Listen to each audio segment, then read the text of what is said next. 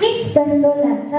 तर यो गीत मार्फत हामीले हाम्रा नेपाली गाउँघरका सुगन्ध संस्कृति र नृत्य मार्फत देखाउने प्रयास गरेका छौँ।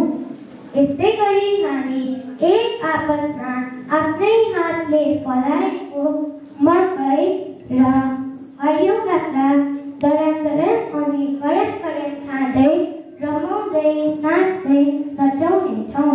स्वीकार्नुहोस् ब्लू हाउसको यो नृत्य मकैबारी दराम हरियो काँक्रा करम।